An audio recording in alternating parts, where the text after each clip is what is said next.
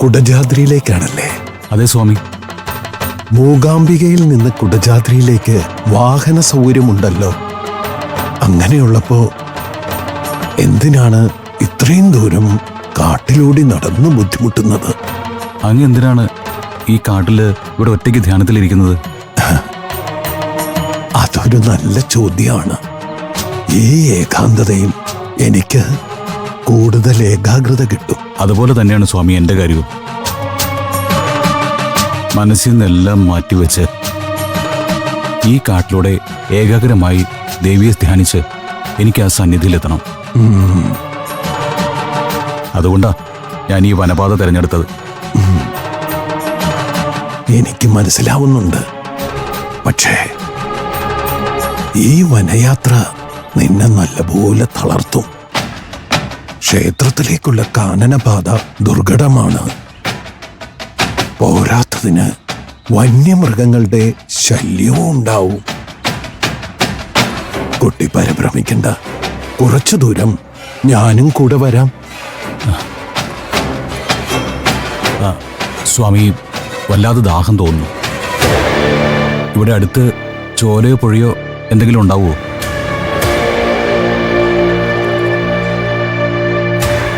എന്റെ പിന്നാലെ വരൂ. ഇവിടെ അടുത്ത് ഒരു നീർച്ചാലുണ്ട്.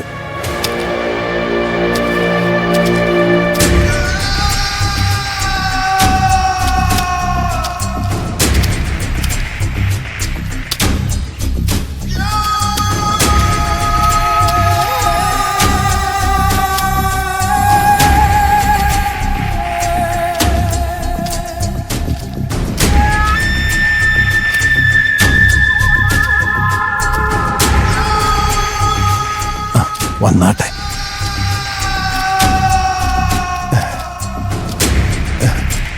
ദേ അവിടെ ഉണ്ടരുവി. പോയി ദാഹമകറ്റി വരൂ. ഞാനിവിടെ ഉണ്ടാകും. ശരി സ്വാമി. സൂക്ഷിച്ചു വയ്ക്കോളൂ.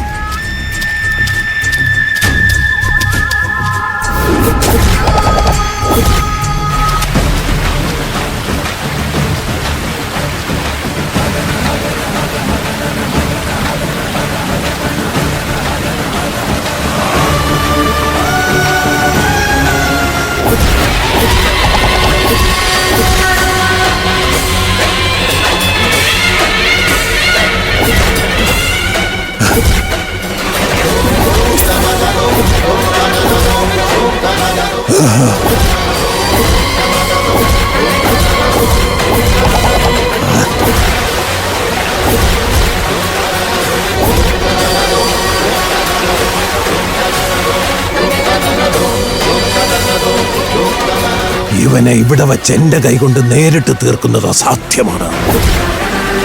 ദൈവിക അംശം അവന്റെ സംരക്ഷണത്തിനുണ്ട്. അതുകൊണ്ട് അവനെ ഈ കൊടുങ്കാട്ടിൽ തനിച്ചാക്കി ഭയപ്പെടുത്തണം. ഇവന്റെ പ്രാണനെടുക്കാൻ അതാണ് ഏറ്റവും എളുപ്പമാർഗം. ഇന്ന് രാത്രി പുലരുമ്പോഴേക്കും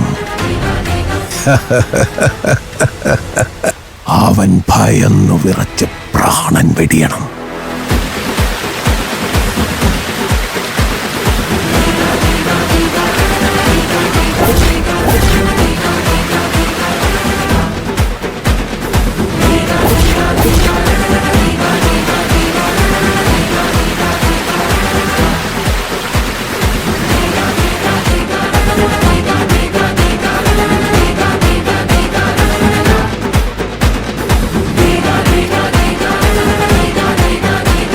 സ്വാമി,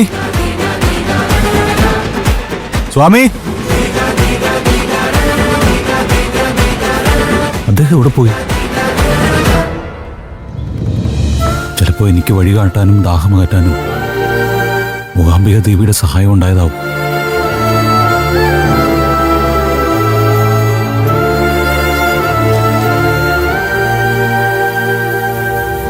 അല്ലെങ്കിൽ ഒരു വാക്ക് പോലും പറയാതെ ആ സന്യാസി എന്തിയെ പൊയ്ക്കളഞ്ഞത്?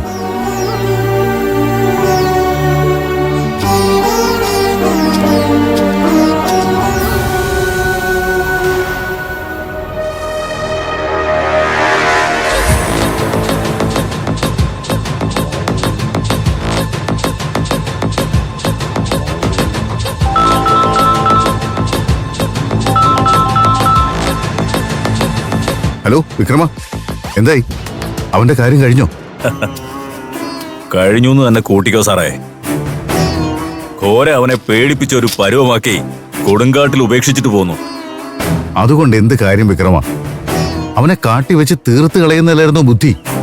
സാറ് പേടിക്കണ്ട, മിക്കവാറും അവൻ ഇപ്പൊ തന്നെ ഭയന്ന് ചത്തിട്ടുണ്ടാവും.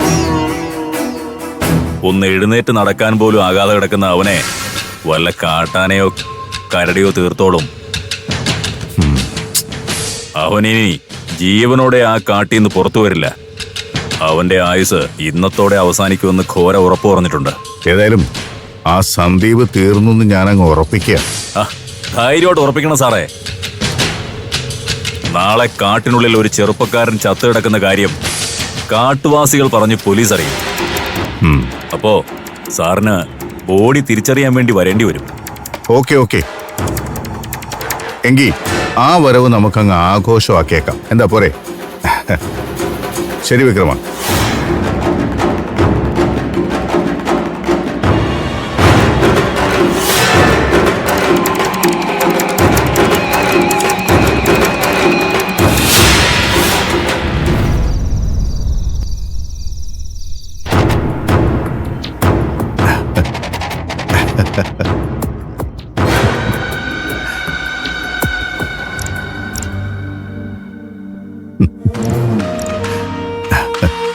അല്ല, എന്ത് പറ്റി ഡാഡി?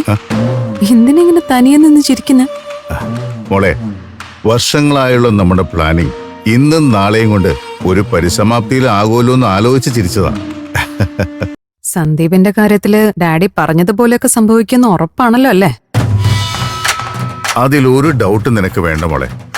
ഇപ്പൊ തന്നെ അവന്റെ അവസ്ഥ എന്താവുമെന്ന് എനിക്ക് ഊഹിക്കാൻ പറ്റുന്നുണ്ട്. കൊടുങ്കാട്ടിലൂടെ ഒരു തുള്ളി വെള്ളമോ ഭക്ഷണമോ ഇല്ലാതെ അലഞ്ഞ് തിരിഞ്ഞ് ഭയന്ന് നടക്കുകയായിരിക്കും അവൻ. ഘോരയുടെ മായാ കിങ്കരന്മാർ അവനെ ഭയപ്പെടുത്താൻ പിന്നാലെ ഉണ്ടാവും. ഇന്ന് രാത്രി ഭൂമിയിലെ അവന്റെ അവസാനത്തെ രാത്രിയായിരിക്കും. മൂകാംബിക ദേവിയുടെ മണ്ണിൽ സന്ദീപ് എന്ന ഭക്തൻ അലിഞ്ഞില്ലാതെയാകും. സന്ദീപിന് എന്തെങ്കിലും സംഭവിച്ചാ ശ്രീകലാമയുടെ അവസ്ഥ എന്താവും? മോളെ, അത് പിന്നെ നിനക്കറിയില്ലേ? ഏക മകൻ നഷ്ടപ്പെട്ട ദുഃഖത്തിൽ മനസ്സിന്റെ സമനില തെറ്റി അവിടെ ഒരു ഭ്രാന്തിയെ പോലെ അലഞ്ഞു തിരിഞ്ഞു നടക്കും. ഒടുവിൽ മകന്റെ ലോകത്തേക്ക് അവൾ സ്വയം വഴിവെട്ടും. ഒരാത്മഹത്യ. ആ ജന്മം അതോടെ അങ്ങ് തീരും.